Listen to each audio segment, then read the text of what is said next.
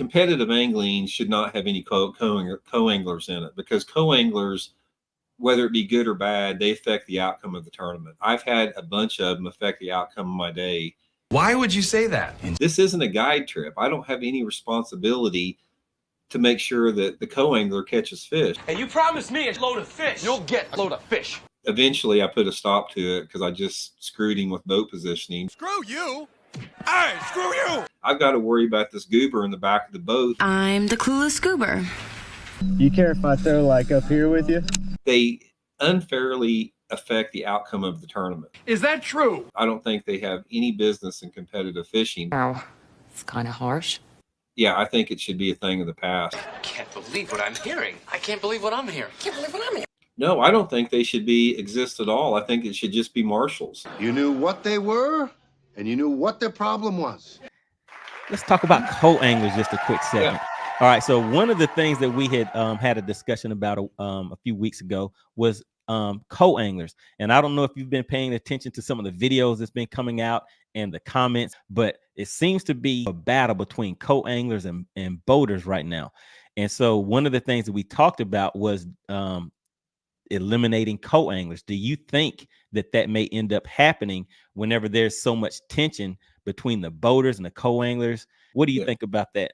Well, first of all, in a perfect world, competitive angling should not have any co-anglers in it, because co-anglers, whether it be good or bad, they affect the outcome of the tournament. I've had a bunch of them affect the outcome of my day, and it has for everybody. I mean, you may have a co-angler out there that catches a bass on a certain color crankbait that you never would have tried, and then the pro tries it and wins the tournament. I mean, they unfairly affect the outcome of the tournament. I don't think they have any business in competitive fishing, but the problem you have with that is, long as the tournament organizations can make some type of money off co-anglers, they're still going to have them in there. If they could figure out a way to where the co-anglers didn't benefit the organizations financially, and that they could have some type of safeguard so there was no cheating going on, that the co-anglers help prevent, then yeah, I think it should be a thing of the past. I think observers are fine. You know, if somebody wants to go out there and watch a pro, they can absorb so much good information. But I just don't. I think co-anglers, that they alter outcomes of tournaments, you know, more than not. Wow. So that was one of the questions that I was going to ask you, but you just jumped straight to it. Let's say that it's me competing as a boater, and then I would say whoever the other person is competing against the boater, and we've paid a $500 entry fee. And I just so happen to get paired in a BFL, for example, with a guide on that lake. He just didn't feel like fishing as a boater that day. He decided to fish as a co-angler, because they do allow guides to fish in the BFLs. So now my co-angler is a guide on a lake that I haven't fished before. Maybe I went there and I practiced for 2 days. And this other person's co-angler is a guy from Maine who decided he's visiting family. And he's like, hey, yeah, I signed up. I just want to go out here and fish. So now we have both paid our $500. My guide that's on my boat says, hey, man, we can go get a quick, easy limit. Do you want 3-pounders or 4-pounders? Let's head over here to these trees. This is where I've been taking my clients. So now I'm getting that information and getting assistance from my co-angler. So is it really a competition to see who is the better tournament angler in that tournament, if I'm getting this assistance from a co-angler versus this other person who may have a co-angler that may be getting snagged or these different things? That's kind of a hindrance to their performance. So that was kind of the discussion that we were having. So like I said, you just jumped straight to to that part. Well, you know, that's the thing about it. It's like, if somebody wants to go out with a pro in like some type of a angling situation, just let them go as a marshal. Because if I had a marshal, which we had, you know, quite a bit, like in the Bassmaster Classics and stuff, I will give them a dang seminar during the day. They'll come out of that day knowing more about fishing than they ever have. But if I get some guy, a co-angler in there, I'm not going to do that, because I'm there to catch every fish that I possibly can. And this isn't a guide trip. I don't have any responsibility to make sure that the co-angler catches fish. We aren't on a guide trip. This is a competitive fishing tournament out there. So not only do I not want co-anglers, or any pro, not just me, we don't want them catching fish behind us, but we don't want them, and even more importantly, to throw our pace off. Now, that's what co-anglers do, in my opinion, that hurt pros more than anything else. I'll give you a prime example. I was fishing one of the Forest Wood Cups, you know, whenever one of the last Forest Wood Cups I fished. And I drew this co-angler out the first day of the tournament. I had a good pattern going. I was flipping shallow laydowns, and I had to be real stealthy and precise on this. And I drew this co-angler that had a reputation of being a nightmare to fish with. And true to form, he lived up to that. He was a nightmare. And what he would do, and I have a lot of them doing this, I'd pitch my jig in next to a laydown, and then all of a sudden I'd see his line and his bait would land 2 or 3 feet away from mine on the same laydown every time.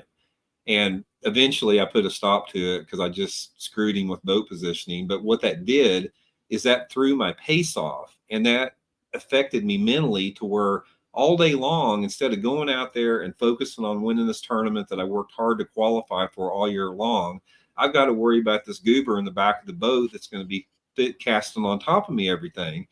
And I can't focus on anything but him. It's like my entire thought process is on this dude in the back of the boat, trying to keep him away from the cover that I'm fishing. That's the real negative impact that co-anglers have on a pro, in my opinion, is they distract you mentally and throw your pace off. So do you feel that there is a certain level where they should and shouldn't have co-anglers? Because, so for instance, you're saying that you're fishing the BFL. So the BFLs, they have the BFLs, then they have what's after that? The regionals, then they have the All-American, All-American, Toyota Series. Right. So from your opinion on that, do you think that co-anglers should be involved at each level? No, I don't think they should exist at all. I think it should just be marshals.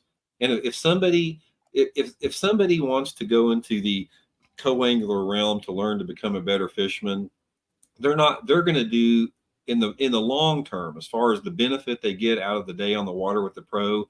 If they went as a marshal and say, look, man, I don't want to bother you. I just want to learn. Can you teach me something today? I'll bend over backwards to help them. But if I get a co-angler out there that's casting in front of the boat all day and being real aggressive, I'm not going to help him out at all. But from a competitive standpoint, we need observers. We don't need co-anglers, because, like I said, it's just like the days back in the draw, the pro on pro draw, that affected outcome of tournaments just like co-anglers did.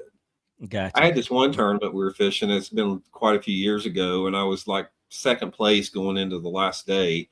And it was right at the end of the day, and I found this. It was a long underwater point, and I rolled up over it, and I saw, a nice drop off on this particular point. That's a real tiny drop off.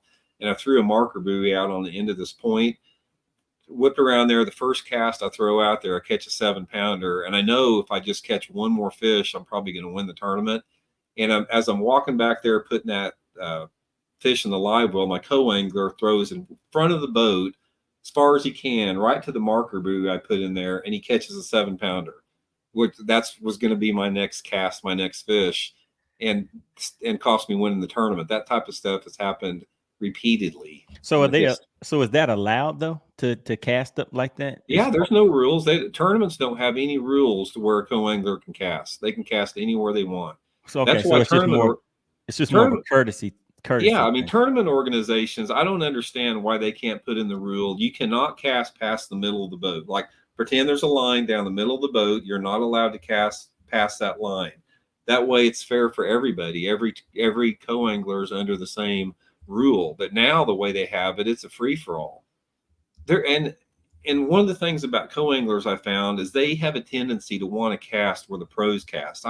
I've been so many times out in open water grass fields where there's grass literally 360 around the boat, and there's fish 360 around the boat. Mm-hmm. And if I cast over at a 1 o'clock position, they're going to cast at a 1 o'clock position, even though they got grass everywhere. I can tell that your passion about that topic shows that you have been affected in a certain type of way. Dude, so I fished with probably 2,000 co-anglers. I've wow. been around every type of person you can imagine with them. Gotcha. So now just think of it like this. So that same passion that you have from that boater side, there's co-anglers with that same passion or aggression or thought process or whatever coming from the co-angler side. And when they're coming together, that's what I was referring to. So that is what is kind of starting to butt heads. And so that's what led to the question of, do you think that how boaters are, I mean, co-anglers are now starting to say in some tournaments, they're like, well, hey, I'm out of here. I'm not even going to show up for this. And obviously boaters are probably doing the same thing. So that's why I was wondering at some point, do you think that it could affect it to where they start so look, I see some people in the back. Bring me up. Let's do the question answer. Well, yeah, that's especially true with live scope, because I hear the co-anglers griping all the time about getting drawn with a live scoper and how they just, it's the worst experience of their life. So right, exactly. All right, so look, I'm going to drop a quick poll. Do co-anglers affect the outcome of a tournament for a boater? So your answer to that is obviously yes. Oh, absolutely. Yes. All right, so now I'm going to start this poll. Here are some results from our phone-in poll. The question for that poll: do co-anglers affect the outcome of a tournament for a boater? We have 59% that says yes, and we have 41% that said no, they do not. That co-angler does not affect it one way or the other. All right, so here we go, guys. All right, those are 41% of the guys that don't fish tournaments as a boater that said that, in my opinion. Oh my goodness. All right, guys. All right, so I'm going to bring up the first contestant. Who do we have here? What is going on, Mr. CT? How are you doing? How you doing, gentlemen? How's y'all's day going?